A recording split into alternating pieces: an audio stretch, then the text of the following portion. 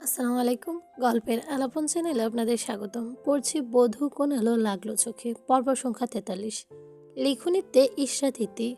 কোনো রকমে বাইকটাকে সিটি হসপিটালের সামনে দাঁড় করিয়ে রুদ্ধশ্বাসে ভেতরে ছুটে গেল জামিল।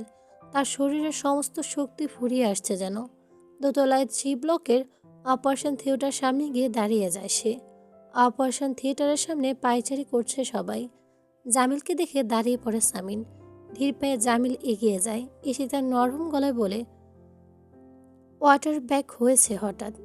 সি সেকশন ছাড়া পসিবল ছিল না জামিল ভাই। জামিল ক্লান্ত ভঙ্গিতে একটা বেঞ্চিতে ধপ করে বসে পড়ে, হাঁপাতে হাঁপাতে বলে, একটু পানি খেতে চাই। আলো পানির বোতল এগিয়ে দিয়ে পুরো বোতল খালি করে ফেলে সে। সামির জামিলকে দেখছে। একটা সময় এসব সামিনের কাছে বাড়াবাড়ি মনে হতো, এখন বেশ মায়া হচ্ছে জামিলের প্রতি।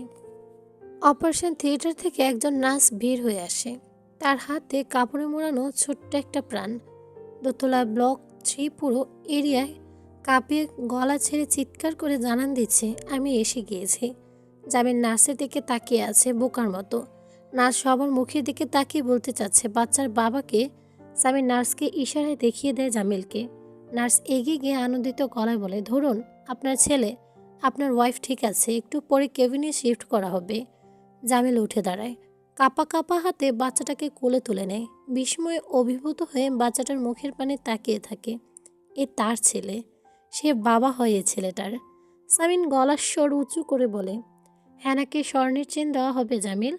জামিল চোখের পানি ছলছল করছে, সে মুখে হাসি হাসি করে মজার ছলে বলে, কিন্তু ছেলে হলে আমার নতুন বাইক দেওয়ার কথা ছিল ভাই। যে ওই প্রাণটাকে 10 মাস নিজের ভেতরে ধারণ করেছে তাকে উপহার দিতে হয়। তুই কোথা থেকে উড়ে এসে এক ফোঁটা চোখের পানি ফেলে বাইক হাতিয়ে নিবি? উপহার হ্যানা পাবে, একজন মা পাবে। আলো দেয়ালে ঠেস দিয়ে দাঁড়িয়ে সামিনের দিকে তাকিয়ে আছে। লোকটাকে সে জানতে চাইছে, ঠিকভাবে জানতে পারছে কি? সব কিছু কি এতটাই পরিষ্কার? আশেপাশে তাকিয়ে কাউকে না দেখতে পেয়ে আলো সামিনের দিকে এগিয়ে যায়। তার হাতে একটা গ্লাস। করিডোরে এখন কেউ নেই। ঈশিতা এবং জামিল হ্যানার কেবিনে। সামিন একটা চেয়ারে চুপচাপ বসে আছে।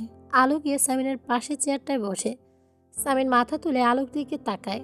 আলো জড়তা কাটিয়ে তার হাতের গ্লাসটা ধীরে ধীরে সামিনের দিকে এগিয়ে দিয়ে বলে, এটা খেয়ে নিন। সামিন অবাক হয়ে বলে, কি এটা? ডাবের পানি। হ্যানাকে রক্ত দিয়েছেন, তারপর কিছু মুখেও দেননি? সামিন স্লান হেসে বলে, আমিও রক্ত সৈনিক, এসব আমার অভ্যেস আছে। বাড়িতে গিয়ে 1 প্লেট ভাত আর ঋতুর হাতে শিং মাছের ঝোল খাবো, সব ঠিক হয়ে যাবে। আপনার দম আছে, হ্যাঁ তা তো ঠিক বলেছ, নয়তো তোমার সাথে সংসার করার স্বপ্ন দেখি। কেন? আমার সাথে সংসার করা ভয়ঙ্কর ব্যাপার নাকি, যে দম থাকতে হয়? না, সাধনার ব্যাপার। আলো নিশ্চুপ, মাথা নিচু করে গ্লাসটা ধরে রেখেছে। সামিন আর চোখে এক পলক আলোর দিকে তাকিয়ে আনমনে হেসে গ্লাসটা নেয়। ডাবের পানিটা খেয়ে নিচু স্বরে বলে, এখন তো সব ঠিক আছে, বাড়িতে যেতে চাও? কষ্ট হচ্ছে তোমার? তাহলে ঈশিতার তোমাকে বাড়িতে পাঠিয়ে দিই। আর আপনি? আমি পরে যাব, সকালে। আমরাও সকালে যাব। আলো অস্পষ্ট স্বরে বলে। সামিন আলোর দিকে তাকায়। আলো মাথা নিচু করে বলে, হসপিটালে থাকতে কোনো অসুবিধা হয় না আমার। বেশিরভাগ সময় তো হসপিটালেই থাকতে হয়েছে আমাকে। চুপচাপ বসে থাকে দুজন। কিছুক্ষণ পরে সামিন বলে, বাড়িতে গিয়ে সকালে সব কিছু গুছিয়ে নেবে। সকল কিছু বুক করে রেখেছি, পরশু সকালে ফ্লাইট। নিজের জিনিসপত্র গুছিয়ে নিতে গিয়ে আলো চিন্তায় পড়ে গিয়েছে। শাড়ি, প্রয়োজনীয় জিনিস সব কিছু নিয়েছে। আর কি নেবে?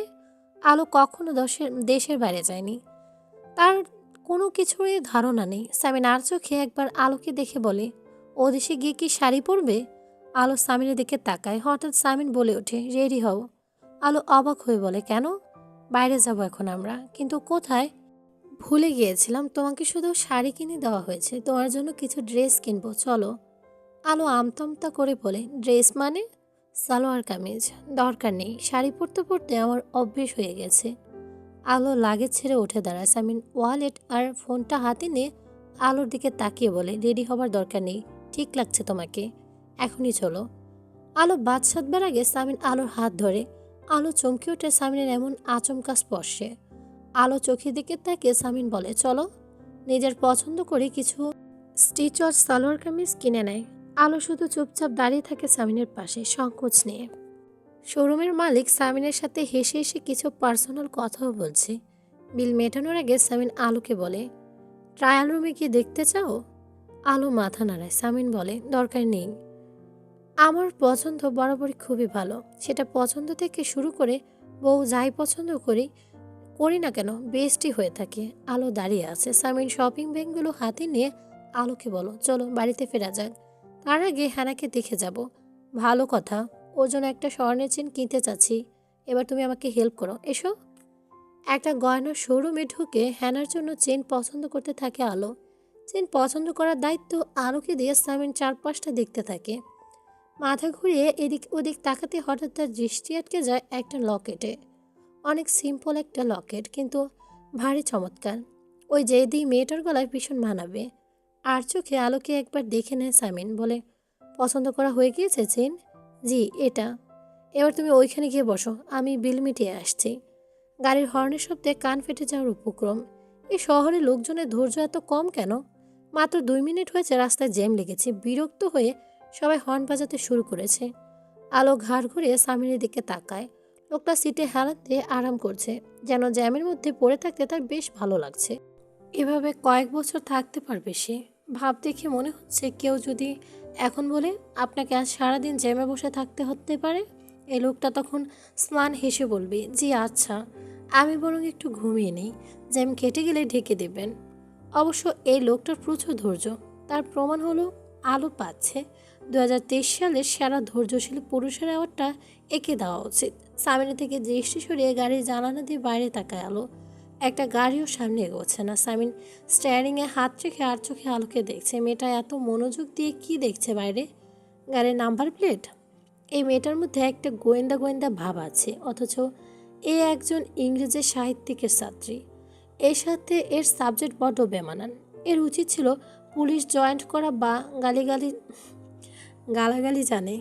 এর একটা গালি শুনলে আসামি লজ্জার সব বলে দিত, রিমান্ডে নিতে হতো না।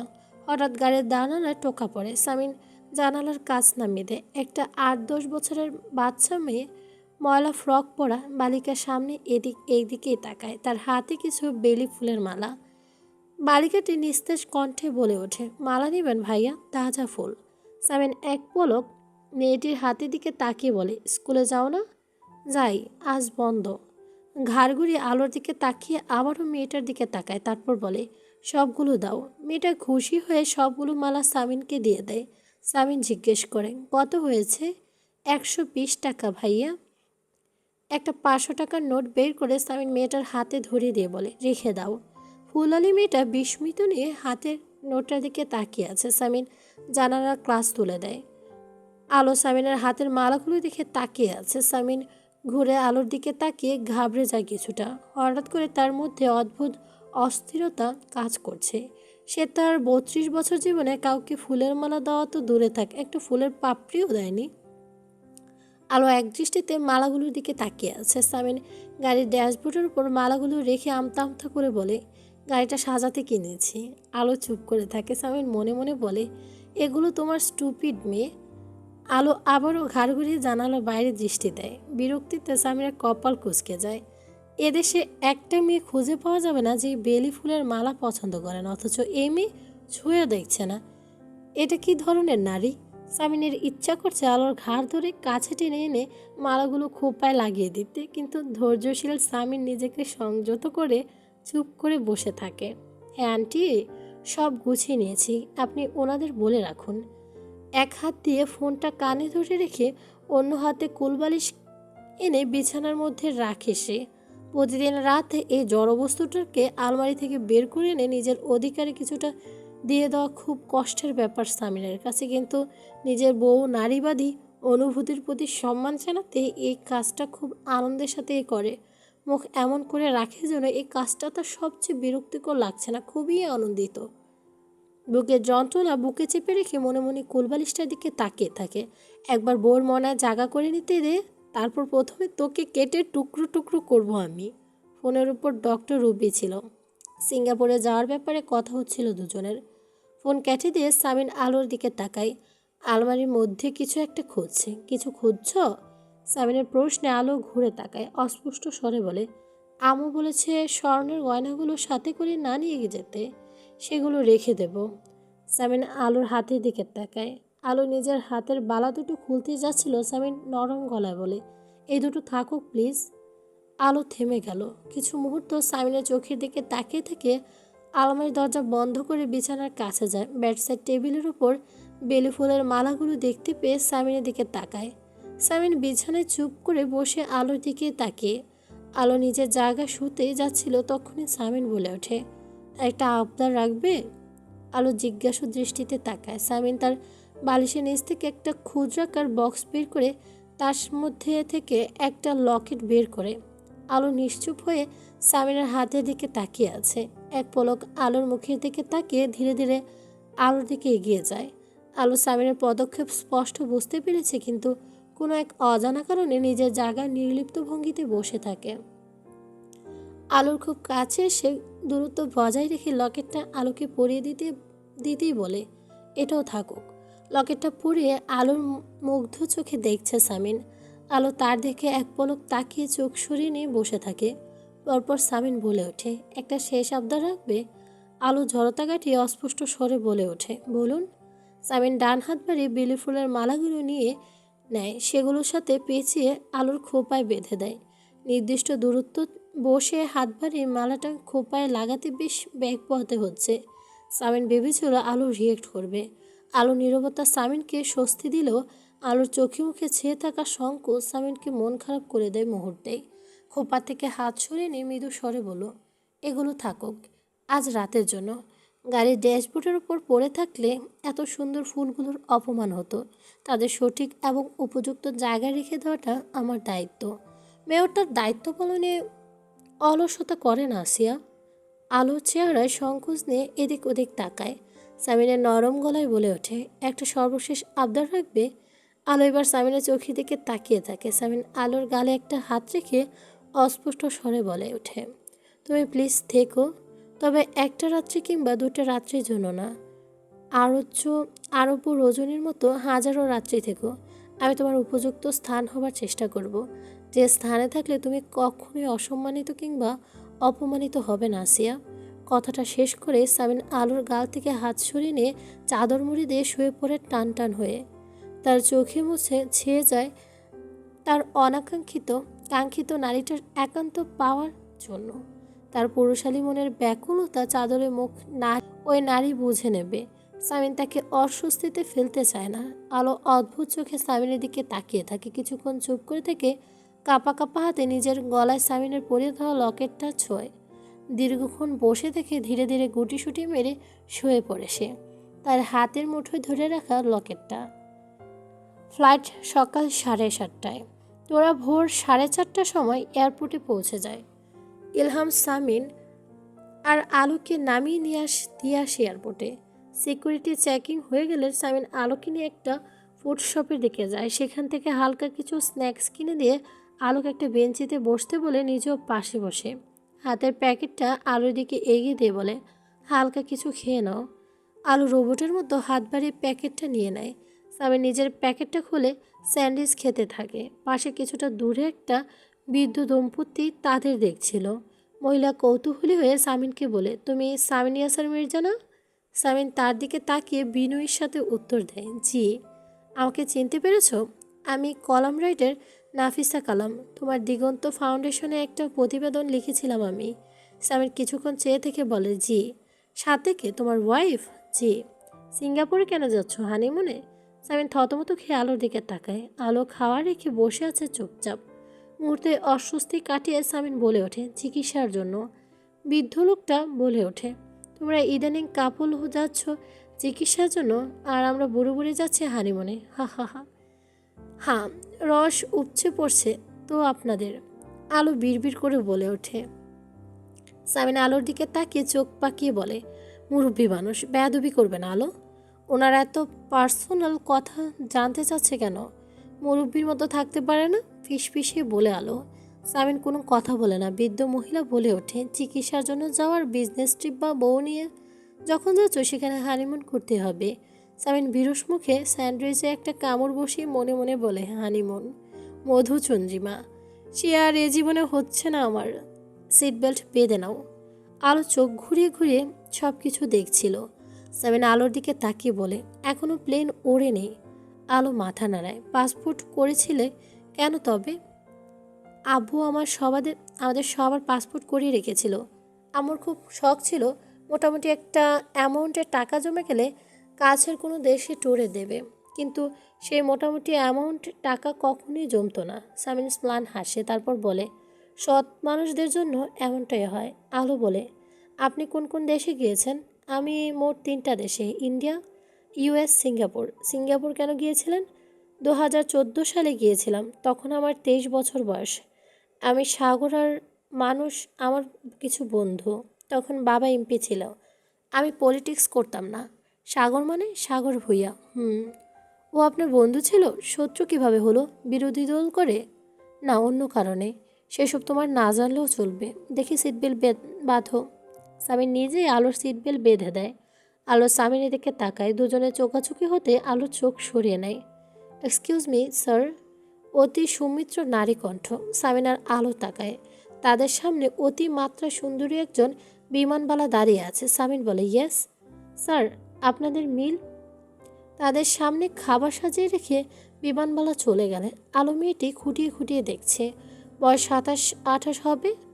শরীরের গঠন খুবই চমৎকার, অন্তত সুশ্রী চেহারা এবং অতিরিক্ত ফর্সা। ঠোঁটে কড়া করে লিপস্টিক দিয়েছে, মনে হচ্ছে একটা গোটা লিপস্টিক ঘষে লাগিয়েছে। গায়ের শাড়িটা পরেছে আটসাটভাবে। যেখানে যাচ্ছে পুরুষ লোকগুলো হা করে গিলে খেতে চাইছে তাকে। আলো বিরক্তিতে কপাল কুঁচকে ফেলে, তারপর সামিনের দিকে তাকায়। লোকটা একমনে তার হাতের একটা ম্যাগাজিনের দিকেই তাকিয়ে আছে। লোকটা কি হচ্ছে সেদিকে তার কোনো ভ্রুক্ষেপ নেই। সামিনের থেকে চোখ সেরে আলো মনিটরে চোখ রাখে। সামিন ম্যাগাজিন রেখে তার দিকে তাকিয়ে বলে, কোনো অসুবিধা? বমি পাচ্ছে? আলো মাথা নাড়ায়। সামিন আলোর দৃষ্টি অনুসরণ করে মনিটরের দিকে তাকিয়ে বলে, আমরা এখন মিয়ানমার হয়ে যাচ্ছি। আলো কোনো কথা বলে না, আবারও আশেপাশে দেখতে থাকে। সামিন আলোর বাচ্চামো আর চোখে দেখে দেখে মনে মনে হাসছে। মেয়েটার চোখে মুখে কৌতূহল। একটা 50 প্যাটমোটা লোক এক বিমানবালার বুকের দিকে হা করে তাকিয়ে আছে। আলো পুরো শরীর জ্বলে ওঠে। বিড়বিড় করে বলে ওঠে, আরে লুচু আঙ্কেল, মুখটা বন্ধ করুন, মাছি ঢুকে যাবে তো। সামিন তৎক্ষণাৎ আলোর মুখ চেপে ধরে এদিক ওদিক তাকায়। সামিনের সিটে একজন মহিলা ঘাড় ঘুরিয়ে অবাক হয়ে আলোর দিকে একবার তাকিয়ে আবারও সামনে তাকায়। আলো ছটফট করে। সামিন আলোর মুখ থেকে হাত সরিয়ে নিতে আলো একটা বড় নিঃশ্বাস ফেলে বলে, মেরে ফেলবে নাকি? অদ্ভুত, সব জায়গায় মুখ চালাতে হবে তোমার? খোদা, আমি এই মেয়েটাকে নিয়ে কোথায় যাব? চাপা স্বরে চেঁচিয়ে বলে সামিন। এই লোকটা কিভাবে দেখছিল ওই বিমানবালাকে, পুরো গা ঘিন ঘিনে ব্যাপার। এসব দেখলে আমার খুব নিষ্পিস করে। তুমি একটা সাইকো আলো। এটা ক্লিয়ার হয়ে গেছে আজ। আলো মুখ ভার করে ফেলে। কিছুক্ষণ পর সামিন হঠাৎ হাসতে থাকে। আলো অবাক হয়ে তাকিয়ে বলে, হাসছেন কেন?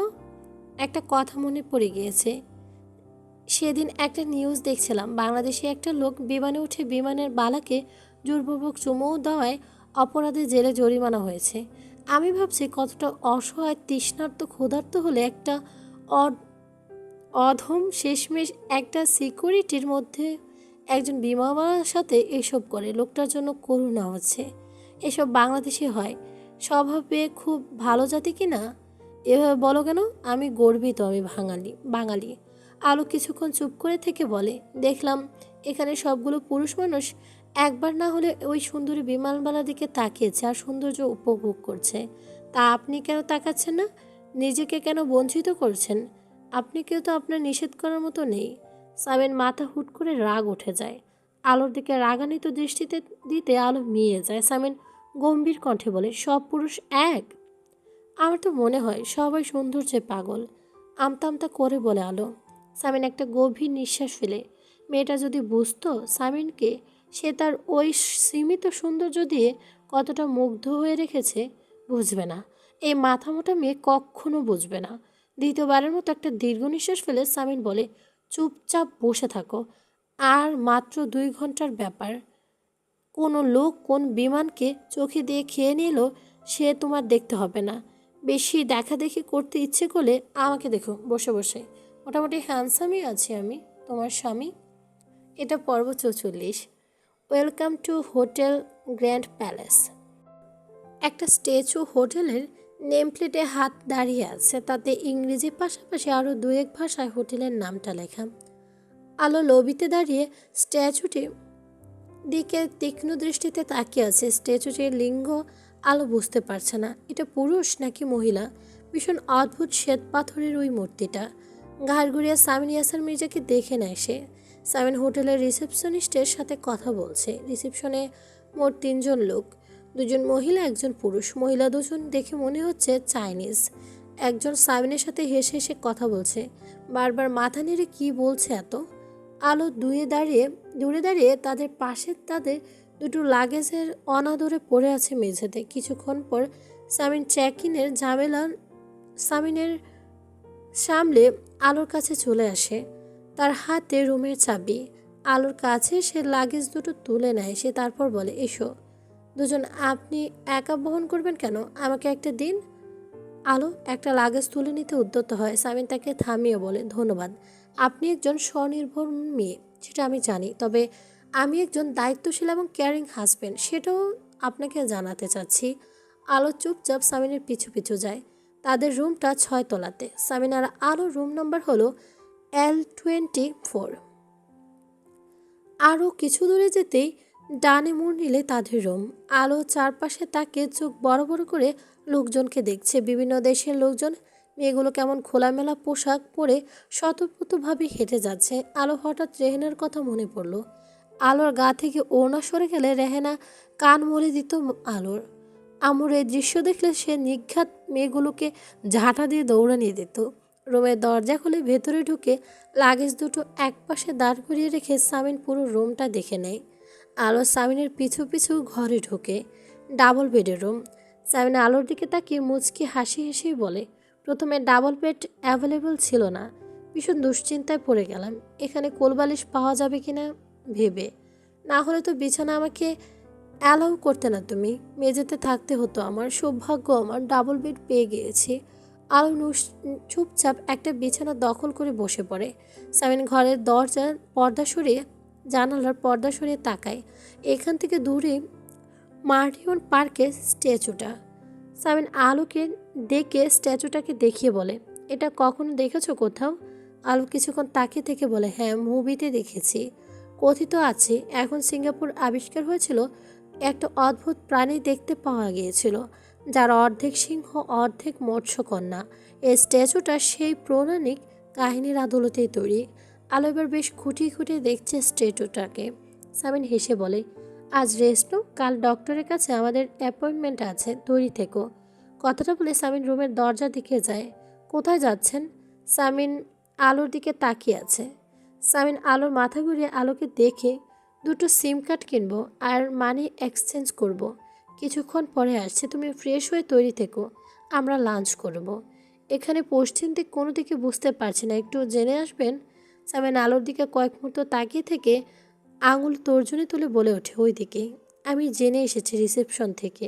সামিন বেরিয়ে যায়। বাইরে দরজা লক করে রেখে গিয়েছে। আলো বিছানায় গায়ে দিয়ে শুয়ে থাকে কিছুক্ষণ। তার চোখ বন্ধ। বিদেশ সম্পূর্ণ অজানা একটি শহর, একটা সম্পূর্ণ অজানা মানুষের সাথে তাকে ভরসা করে এসেছে সে। হ্যাঁ, মানুষটা অজানা তো। এই ইয়াসার মির্জা আলোকে চিনতে পারছে না কেন?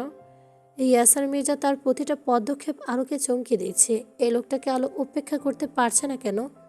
ওই যে একটা জোর, কাগজের জোর এত। আলো নিজের উপর নিজের কোনো নিয়ন্ত্রণ খুঁজে পাচ্ছে না। কখনো তার ভেতর থেকে একজন স্থির সত্তা বলছে, আলো, তুই বাড়াবাড়ি করছিস, সব কিছু একটা সীমা থাকে, পরিস্থিতি অনুযায়ী সিদ্ধান্ত নেই। তুই চাইলে সবটা সুন্দর হতে পারে। ইয়াসার মির্জা নিজেকে প্রমাণ করছে। তুই তো সুযোগ দিয়েছিলি, সে নিজেকে প্রমাণ করে দিয়েছে। তোকে ভোগ বস্তু হিসেবে দেখেনি, তোকে সম্মান করেছে। আর কি চাস তুই? আবারও কখনো মনে হয় তার থেকে একজন কঠিন নারী সত্তা বলছে, কিভাবে কিভাবে সত্যিই কিভাবে। মাথার মধ্যে সূক্ষ্ম যন্ত্রণা হচ্ছে। শেষমেশ কে কাকে হার মানাবে? তার কঠিন সত্তা একজন স্ত্রীর সত্তাকে, নাকি স্ত্রীর সত্তা একজন কঠিন নারী সত্তাকে? অনেকটা সময় নিয়ে গোসল সেরে আয়নার সামনে গিয়ে দাঁড়ায় সে। ভেজা চুলগুলো মুছতে থাকে নিজের প্রতিবিম্বের দিকে তাকিয়ে। হঠাৎ করে গলায় সামিনের দেওয়া লকেটটা চোখে পড়ে আলোর। কিছুক্ষণ সেদিকে তাকিয়ে থেকে নিজেকে ঘুরে ফিরে দেখছে সে। সে একটা মেরুন রঙের জামদানি শাড়ি পরেছে, সাথে মেরুন রঙের ব্লাউজ। প্রথম প্রথম বিরক্তি লাগলেও বর্তমানে শাড়ি আলোকে অন্যতম প্রিয় পোশাক। সামিরের কিনে দেওয়া সালোয়ার কামিজ সেভাবেই আছে। আলোর পরতে ইচ্ছে করছে না। নিজেকে বউ বউ দেখতে তার খুব একটা খারাপ লাগছে না, বরং লজ্জা লাগছে। যেন শাড়িতে তার সৌন্দর্য বেড়ে গিয়েছে।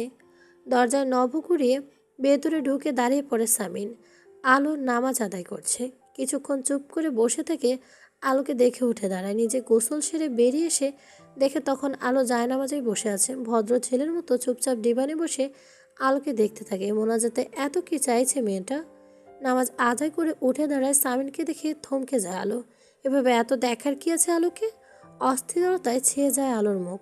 সামিনের চোখ সরিয়ে উঠে দাঁড়ায়, নরম গলায় বলে, তোমাকে জায়নামাজে দেখলে খুবই নিষ্পাপ মনে হয়।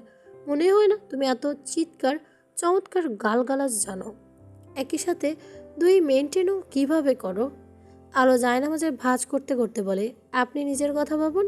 শুধুমাত্র শুক্রবারের দলের ছেলেদের সাথে মসজিদে গিয়ে জুম্মার নামাজ আদায় করে আসেন। তার মুখে এত বড় বাতেরা মানায় না। তোমার মতো গালি তো দেই না। খ্যাপানোর উদ্দেশ্যে বলে আলোকে, আপনার মতো একটা অপকর্ম করে তারপর একটা মহৎ কাজ করে ব্যালেন্স করে তো চলি না। আপনার দু কাঁধে ফেরেস্তা হিমশিম খেয়ে যায় আপনার কর্মকাণ্ড দেখলে। একবার 10 নেকি লেখে পরক্ষণেই উনি 10 নেকি কেটে দেয়, আবার লিখে আবার কেটে দেয়। আর তোমার তোমার তো দুই কাঁধে ফেরেস্তা নেই সম্ভবত। তোমার মুখের গালি শুনে ভেগে গিয়েছে। আলো থমথমে মুখে তাকিয়ে আছে সামিনের দিকে। সামিনের কথা সুর পাল্টে নিয়ে বলে, আচ্ছা ঠিক আছে, রিজিয়াল ব্যাপার হলো, ব্যবহার করে নিয়ে এভাবে কথা না বলি। শুরুটা তো আপনি করেছেন, ভুল হয়ে গেছে, ক্ষমা করে দেন। নাটকীয় ভঙ্গিতে বলে সামিন। তারপর ওয়ালেট হাতে নিয়ে বলে, ঝগড়াটা না করি, চলো আগে খেয়ে নিই। খালি পেটে ঝগড়া ভালো হয় না। করিডোরে বিভিন্ন ধরনের মানুষের আনাগোনা। সামিনের পিছু পিছু আলো লিফটের কাছে এসে যাচ্ছে, এগিয়ে যাচ্ছে। লিফটের কাছে সে বোতাম টিপে দাঁড়িয়ে থাকে দুজন। এখন আশপাশটা কোনো লোকজন নয়, কেমন অস্বাভাবিক নিস্তব্ধতা। হুট করে লিফটের দরজা খুলে যেতে দুজনের সামনে পা বাড়ায়, কিন্তু মুহূর্তে লিফটার ভেতরের দৃশ্য দেখে আলো আর সামির চোখ ছানা ভরা হয়ে যায়। 25-এর ঊর্ধ্বে বিদেশি কোনো কাপড় লিফটের মধ্যে একে অপরের আলিঙ্গন করে চুম্বনের অবস্থায় আছে। আশেপাশে কি হচ্ছে তাদের কোনো হুঁশ নেই। সামিন স্তব্ধ হয়ে দাঁড়িয়ে আছে। আলো হতভম্ব ভাব কাটিয়ে চেঁচিয়ে ওঠে, নাউজুবিল্লাহ। সামিন চমকে ওঠে, আলোর দিকে তাকায়। আলো অসম্ভব জোরে চেঁচিয়ে কথাটি বলেছে যে লিফটের মধ্যে থাকা জুটির কানে তালা লেগে গিয়েছে। তারা হতভম্ব হয়ে আলোর দিকে তাকায়। চোখে মুখে আতঙ্ক ছেয়ে গিয়েছে তাদের। সামিনের আলোর হাত ধরে টেনে নিজের পেছনে নিয়ে আড়াল করে বিদেশের কাপড়ের উদ্দেশ্য বলে, don't mind, please carry on. বিদেশির চোখে মুখে হতভম্ব ভাব। লিফটের দরজা ধীরে ধীরে বন্ধ হয়ে যায় পুনরায়। সামিনার আলো বাইরে দাঁড়িয়ে থেকে চুপচাপ। আলো মাথা নিচেও রেখেছে। কি একটা অসভ্য সমাজে এসেছে। লিফটের মধ্যেই এরা কি রোম ভোগ করেনি? সামিন ঘাড় ঘুরিয়ে আলোকে এক পলক দেখে। দুজনেই ভীষণ বিব্রত। কিছু সময় পরে সামিন বলে ওঠে, এখানে এসব অহরহ দেখতে পাবে আলো।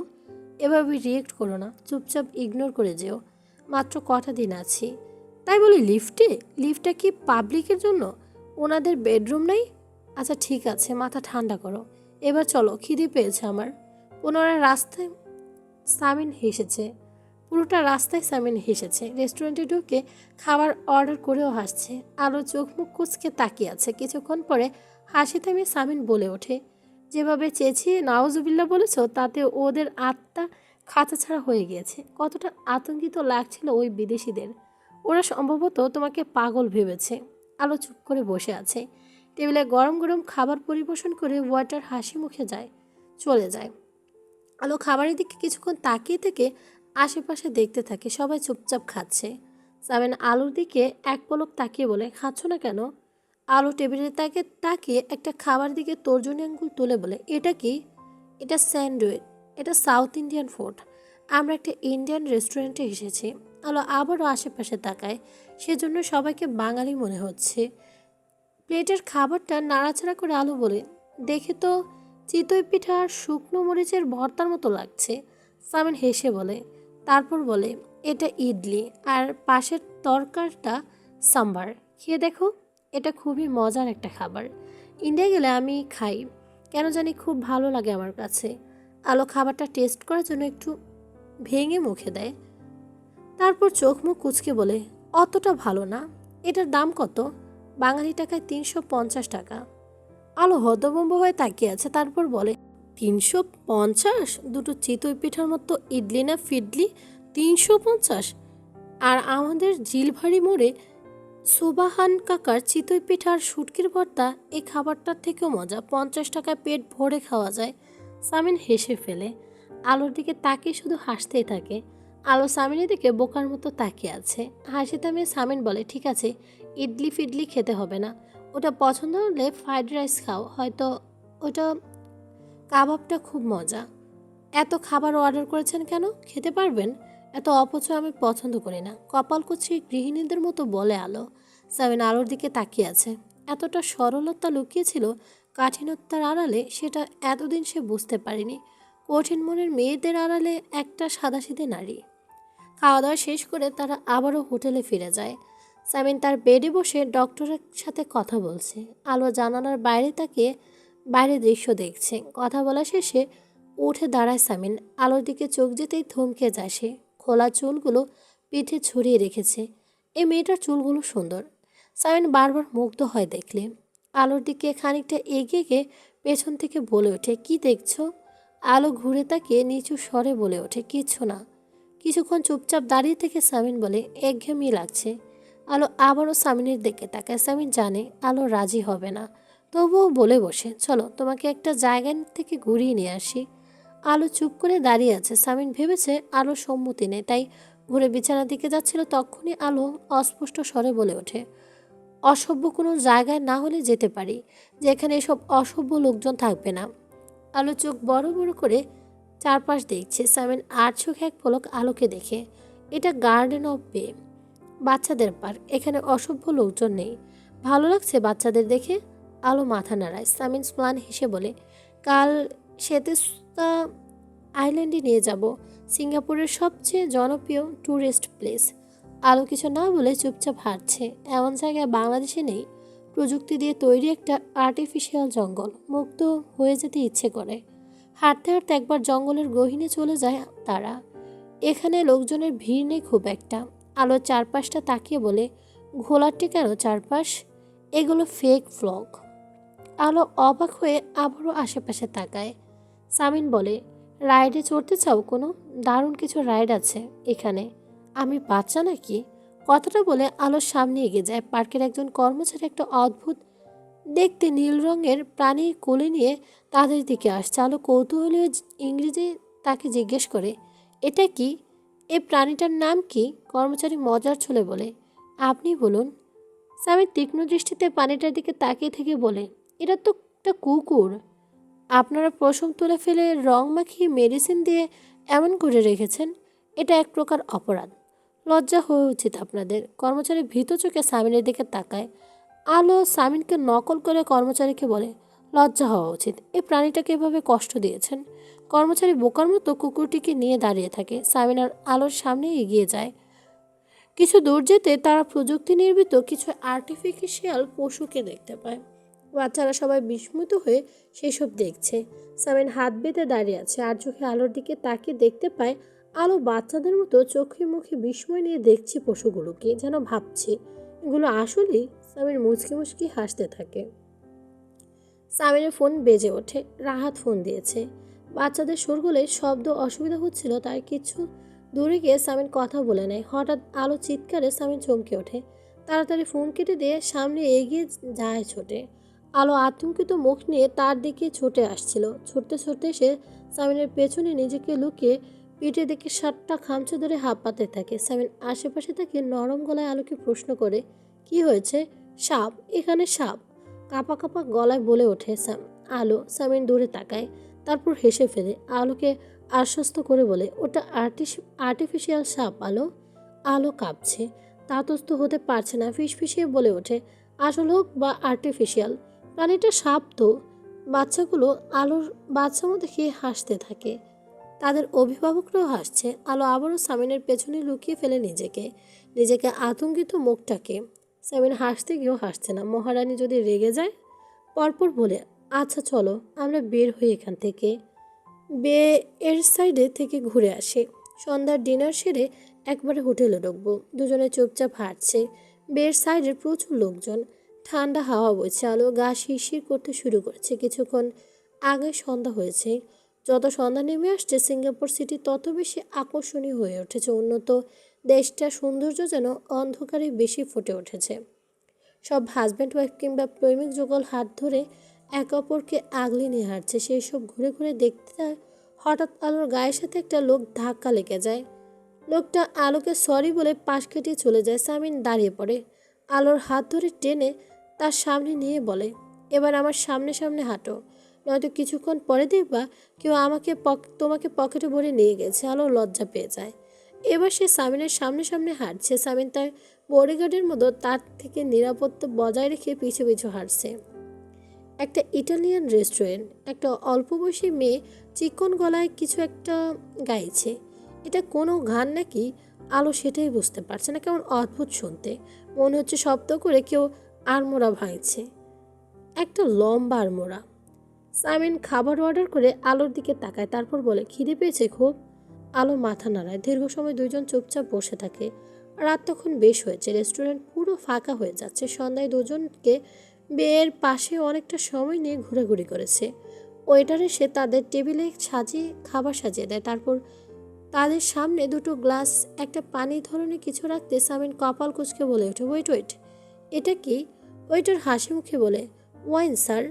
আলো হতভম্ব চেয়ার ঠেলে উঠে দাঁড়ায়। সামিন শান্তভাবে ওয়েটারকে বলে, আমি কি অর্ডার দিয়েছি? ওয়েটার হেসে বলে, না স্যার, এখানে রাত 10টার পরে যারা আসে তাদের আমরা দিয়ে থাকি, আপনারা স্পেশাল গেস্ট। সামিন কোনো সিনক্রেট না করে ওয়েটারকে বলে, ঠিক আছে, এটা নিয়ে যান, আমাদের প্রয়োজন নেই, খাবো না, এই রেস্টুরেন্টে খাবোই না। চেঁচিয়ে ওঠে আলো। সামিন আলোর দিকে তাকায়। ওইটার অবাক চোখে আলোকে দেখছে। আলো চেঁচাতে থাকে। সামিনের দিকে তাকিয়ে বলে, বলছি না খাবো না, উঠুন, চলুন এখান থেকে। সামিন বুঝতে পেরেছে আলোর শান্ত করা যাবে না। চুপচাপ বিল মিটিয়ে উঠে দাঁড়ায়। ওইটার ইংরেজিতে বলে, অসুবিধা কি হয়েছে স্যার? এই খাবারগুলো কি করব? আপনারাই গিলুন, বোকারাম। কপাল কুঁচকে ওয়েটারদের কথাটা বলে সামিন আলোকে নিয়ে বেরিয়ে আসে।